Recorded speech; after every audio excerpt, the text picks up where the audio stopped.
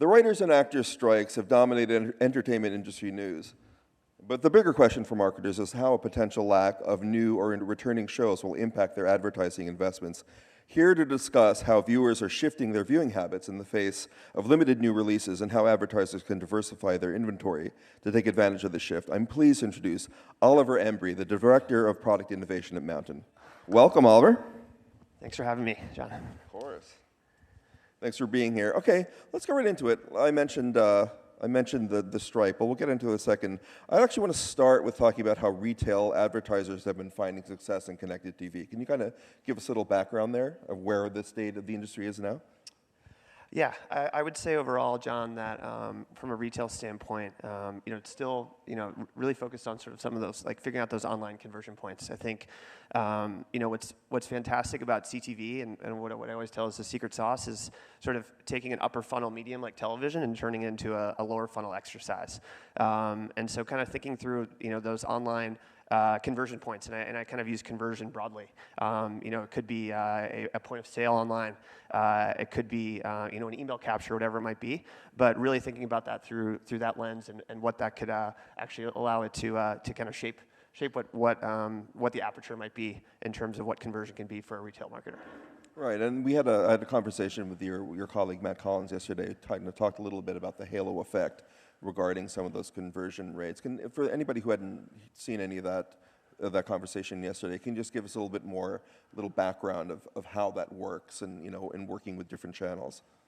Sure. Yeah, and from a CTV perspective, what I mentioned, I think it's quite different than some of the traditional sort of performance marketing realms when it's a lot of it's based on kind of clicks and opportunities there. From a CTV perspective, it's sort of based upon that view through. So if you're able to see whether or not if someone's watching a program on Hulu and they're actually viewing through that ad, that kind of starts the clock in terms of that attribution opportunity to visit one of those online points. And you can kind of set that compared to maybe some of the other conversion or attribution windows that you might have to make it apples to apples, but more so in terms of it's that view through experience and being able to kind of measure within that, and also not only that attribution piece, but also extending off of that as well.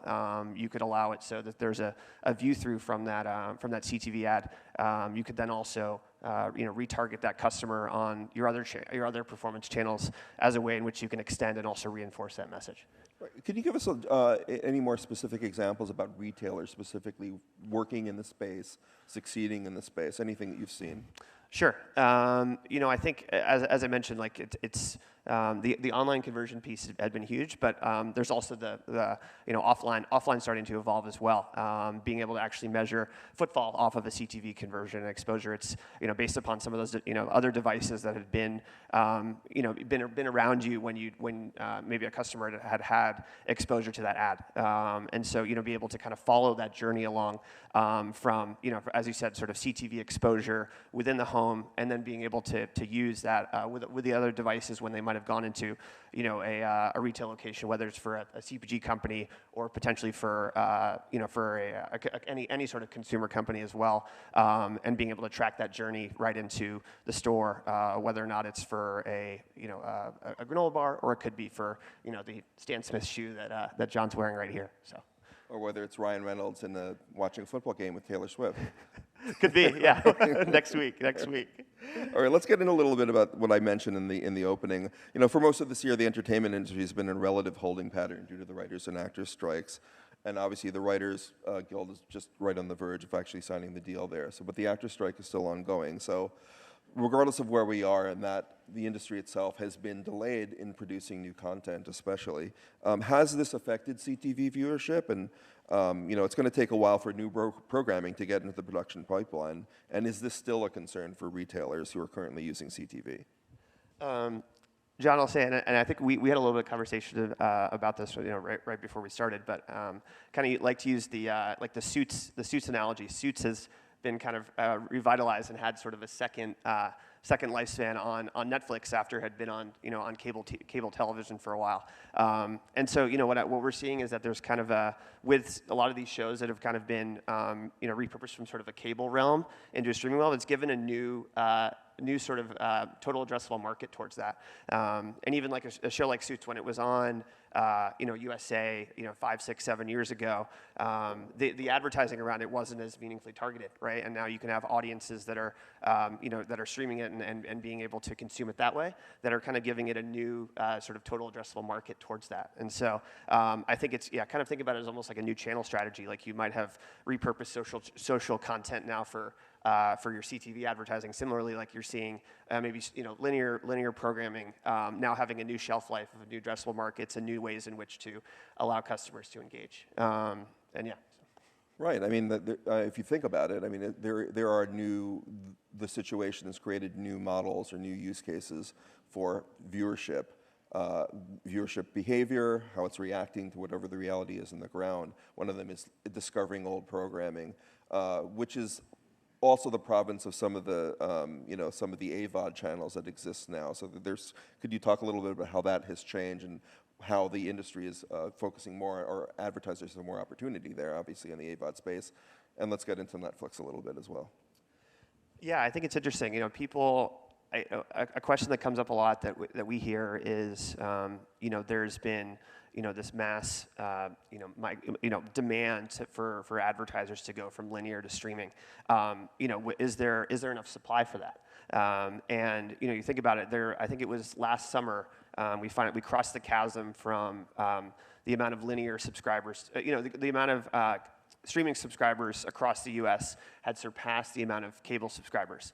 And I think maybe for a lot of folks here that seems surprising that was so late stage. But obviously showed there's still a lot of maturity to happen within the industry. But I say, for every single net new subscriber, like you think about a 30-second program, that's actually 12 or 14 unique spots per customer, or sorry, per end user, end customer, because in the streaming space that's one-to-one advertising, rather than when Suits was on cable, that was only kind of 12 spots across the entire U.S. or region, or whoever was broadcasting that. So there certainly is the supply to meet the demand, and also the ability to have that. I think even increase as we obviously kind of increase the amount of penetration that the industry has.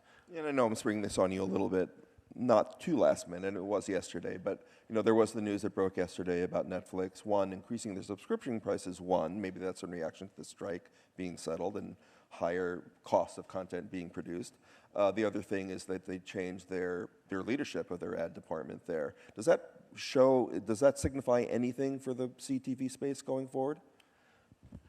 I mean, I think when Netflix announced that there was an ad-supported tier, or that they were getting into that space before, I think it showed that there was they obviously forecasted that there'd be demand for it. I think that as far as we've seen, and I'm sure some of you folks had seen as well, like from an advertising perspective, it had been a lot of kind of brand associated advertising, and I think it was still kind of early on in terms of what was able to be measured. And I think, as you said, like as we're getting into they have a new change at the helm, it's kind of more content focused.